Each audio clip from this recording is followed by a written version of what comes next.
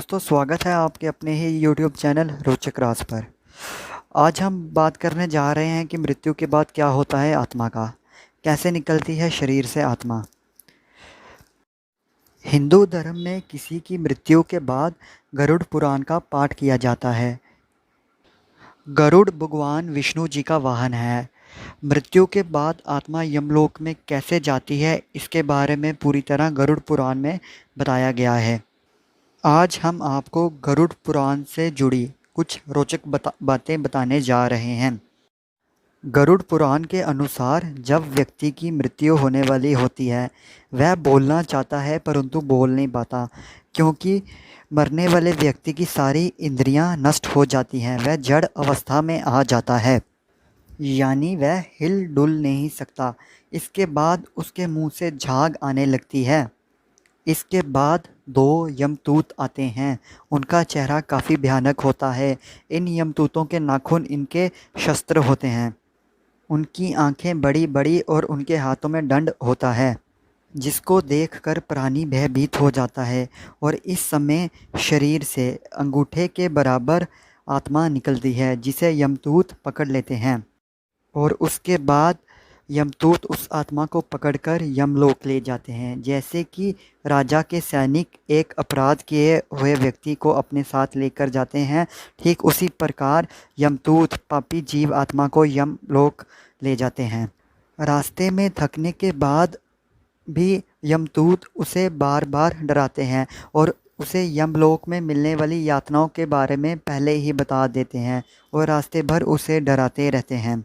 ऐसी भयानक बातें सुनकर प्राणी रोने लगता है, परंतु यमदूत उसकी बिल्कुल नहीं सुनते और वह फिर भी उसे खींचकर अपने साथ लेकर चलते रहते हैं। वह उस पर बिल्कुल भी दया नहीं दिखाते। इतना कष्ट सहती है जीवात्मा और वह आत्मा अपने बुरे कर्मों को याद करती है। फिर यमलोक के सफ़र में हवा आग से भी गर्म होती है और जिस सतह पे वो चल रहा होता है वो भी बहुत गर्म होती है। वह तड़पती हुई आत्मा को फिर भी चलना पड़ता है उस गर्म सतह पर। अगर वो आत्मा कहीं रुकती है तो यमदूत उसकी पीठ पर चाबुक से प्रहार करते हैं। चाबुक से मार खाने के बाद वह जगह जगह गिरता बेहोश होता है, लेकिन यमदूत उसे फिर खड़ा कर अपने साथ घसीटते हुए लेकर जाते हैं। इस प्रकार यमदूत जीव आत्मा को अंधकार वाले रास्ते से यमलोक लेकर जाते हैं। गरुड़ पुराण के अनुसार यमलोक कुल 99,000 योजन दूर है। योजन वैदिक काल की लंबाई नापने की एक इकाई है। एक योजन तकरीबन 13 से 14 किलोमीटर के बराबर होता है। और अब आप हिसाब लगा लीजिए कि यमलोक कुल कितना दूर है। यमलोक के सफ़र में जीवात्मा को एक खून से भरी हुई नदी को भी पार करना होता है।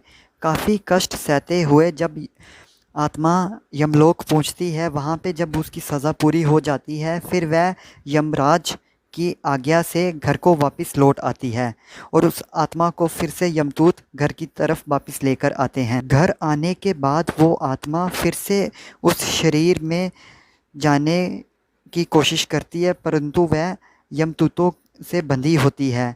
वह चाहकर भी उस शरीर में नहीं जा पाती और भूख प्यास के कारण वह रोती रहती है। पुत्र आदि द्वारा किए गए पिंड दान और अन्य दानों से आत्मा को खाना मिलता है, परंतु इन पिंड दानों से भी उसकी भूख खत्म नहीं हो पाती। और अगर किसी आत्मा के पुत्र और आदि द्वारा पिंड दान और अन्य दान नहीं किए जाएं तो वह आत्मा भूख से तड़पती रहती है और लंबे समय के लिए जंगलों में प्रेत की तरह भटकती रहती है। वह सुनसान इलाकों में चली जाती है भूख से तड़पती तड़पती, अगर पिंड दान नहीं किए जाएं। इसलिए कहते हैं कि किसी की मृत्यु के बाद सारी पिंड दान वगैरह देने चाहिए और सारी रस्में अच्छी तरह करनी चाहिए, नहीं तो आत्मा को बहुत कष्ट मिलता है। गरुड़ पुराण के अनुसार मनुष्य की मृत्यु के 10 दिन तक पिंडदान ज़रूरी करना चाहिए। प्रतिदिन पिंडदान के 4 भाग होते हैं। 2 भाग पंचमा भूत देह को पुष्टि देने वाले, 1 भाग यमदूतों का और 1 भाग प्रेत आत्मा का होता है। इस प्रकार पिंडदान के 4 भाग सबको दिए जाते हैं, जिसमें से आत्मा के हिस्से एक ही भाग आता है। 9वें दिन पिंडदान करने से आत्मा का शरीर बनता है और 10वें दिन पिंडदान करने से उस आत्मा में चलने की शक्ति आती है। पहले दिन के पिंडदान से सिर, दूसरे दिन के पिंडदान से गर्दन और कंधे, तीसरे दिन के पिंडदान से दिल, चौथे दिन के पिंडदान से पीठ, 5वें दिन के पिंडदान से नाभि, 6वें और 7वें दिन के पिंडदान से कमर के नीचे वाला भाग और कमर, 8वें दिन के पिंडदान से पैर, 9वें और 10वें दिन के पिंडदान से उसके भूख प्यास मिट जाती है और 11वें और 12वें दिन उस आत्मा की पूरी तरह भूख और प्यास खत्म हो जाती। 47 दिनों में आत्मा पहुंचती है यमलोक। 13वें दिन में आत्मा को यमदूतों द्वारा बंदर की तरह पकड़ लिया जाता है और उसके बाद वह आत्मा यमलोक के लिए अकेले ही जाती है। यमलोक का रास्ता वैतरणी नदी को छोड़कर 86,000 योजन है। 47 दिन लगातार चलकर आत्मा यमलोक पहुंचती है। इस प्रकार आत्मा रास्ते में 16 पुरियों को पार कर यमलोक पहुंचती है। गरुड़ पुराण प्राचीन काल का ग्रंथ है। ये सब बातें हम गरुड़ पुराण के आधार पर बोल रहे हैं और ये हिंदू धर्म में मानी जाती हैं।